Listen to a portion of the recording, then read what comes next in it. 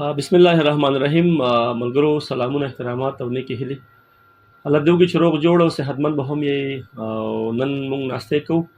موږ سره زموږ ډېر ګران او ډېر دروند خوږ ورور زمان ور موږ سره مخامخ ناست دی او هغوی ډېره موده پس راغلي موږ سره ناستې کوي. نو هغوی څه فرمایش و نو راځئ هغې ته به یو نظم وړاندې کړو.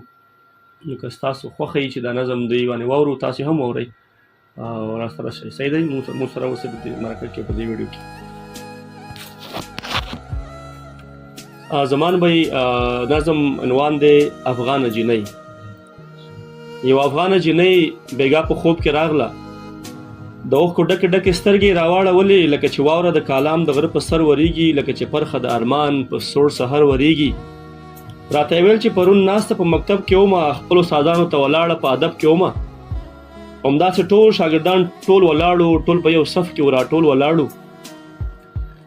د استادانو هرکلي دپاره چې د استاد راتلو ذکر وشو نو موږ ټول داسې خوشحاله شول. مو ویل څومره مزه کړې محصلې خورې، سبق ته هم راغلې خورې.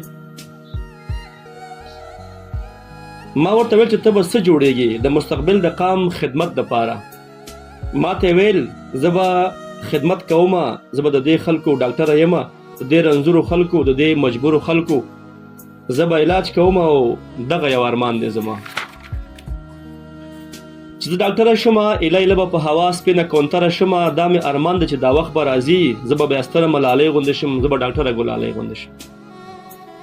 زه به د هر چا ډېر عزت کومه، زه به همدغه عبادت کومه. راته یې ویل ډاکټري څه له کوې؟ ما ورته ویل هغه په دې غرض چې هر ځای وطن کې مو جنګونه ډېر دي، د ماتو زړونو پرهرونه ډېر دي، وینې تلیږي هم دردونه ډېر دي، ټوټې ټوټې مو اندامونه ډېر دي. هر ځای کې وینې د محشر جوړ دی، هر ځای کې وینې د محشر جوړ دی، زموږ د قام بچو ته شر جوړ دی. دا پرهرونه مسیحا هم غواړي او دا مړ وجود زما نسا هم غواړي. په دې جذبه زه خپل مکتب ته راتلم چې زه په کار د خپل قام راشم.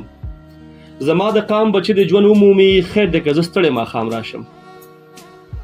زما د قام بچی د ژوند ومومي، خیر دی که زه ستړی ماښام راشم. همدا خبرې کېدې د دې مکتب په سینه، وړې وړې بلبلې د مستقبل د ژوندون نوې خوبونه ویني. همدا خبرې کېدې دې کې ناڅاپه یوه چغه شوه غوغا غوندې شوه، دې کې ناڅاپه یوه چغه شوه غوغا غوندې شوه، ویر شو ماتم شو په مکتب کې واویلا غوندې شوه. داسې یو درز شو چې د ژوند د مستقبل تړونې په یو آواز ټوټې ټوټې دانه وانه پرېوتو. هلته لاسونه، دلته پښې او دلته سر پرېوتو، دا د دیوال پرېوتو، دا د په چا ور پرېوتو. زه په هیبت هیبت راووتلم په منډه منډه، زه په هیبت هیبت راتلم راووتم په منډه منډه. په وینو سره وم خو زما نه وې پردۍ وینې وې، په مکتب په کتاب وینې، په بستو په لوپټو وینې وې، نن په مکتب کې بې ګناه د جنکو وینې وې.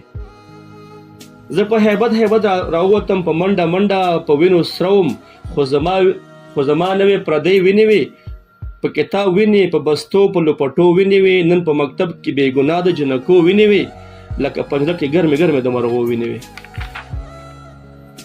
ما ویل څه چلو شو، زما غوږونه بند وو، هېڅ په ځان نه پوهېدم. ما ویل که دا قیامت دی. ما چې کوم خوب لیدلو د خپل بابا د امید، د خپل مور د سکون، هغه ارمان مې د مکتب نه نیم نیمګړی راوړو. ما د ارمان په لوپټه کې ارمان مړی راوړو.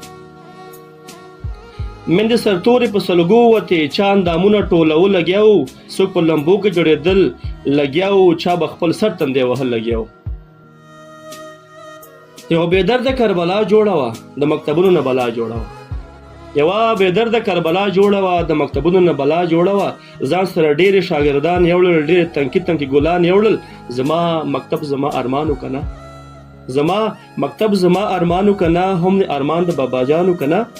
زه خو مکتب تلتم، قرآن مې ویل، راته اکثر باباجان مې ویل لورې سرتوره چېرته مشې راته، لورې سرتوره چېرته مشې راته، داسې بې کوره چېرته مشې راته. خو تا زه واخیستم بې کوره دې کړم، خو تا زه واخیستم بې کوره دې کړم، ملک د حیاو خو سرتوره دې کړم. ستاسو څه خپل بچي په کور کې نه و چې دومره پیغلې مو رنځورې کړلې او دومره میندې مو هم بورې کړلې، په چغو چغو مو مجبورې کړلې.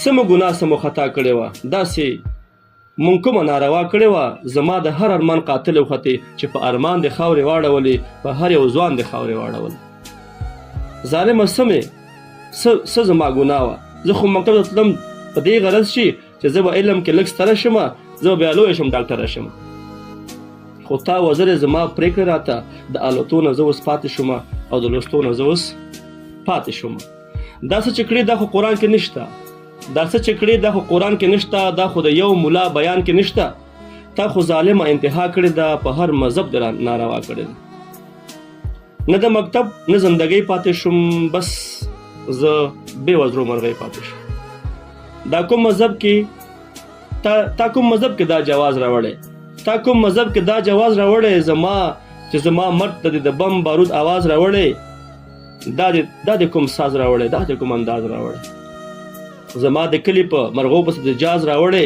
خو ای د وخت د ستم سره په حیا کې واوره دا د سرونو لوبه نه چلی زما وطن کې دا د سرونو لوبه نه چلی زما وطن کې زما ارمان سو په ټوپک د چا وجل نشي ما څوک د بم او د بارود نه رول نشي زه تر عمره ډاکټري کوم علاج به کوم زه چې مړ یم نو د مینې احتجاج به کوم زه به پاسمه د افغان نه به جنت جوړوم زه به د وینو هر یو تږي ته شربت جوړوم زه د بریال د خاورې ښکلې ښاپېرۍ پیغله یم چې مرګ نه یېرېږي هغه ملالۍ پیغله یم چې مرګ نه یېرېږي هغه ملالۍ پیغله یم ډېره مننه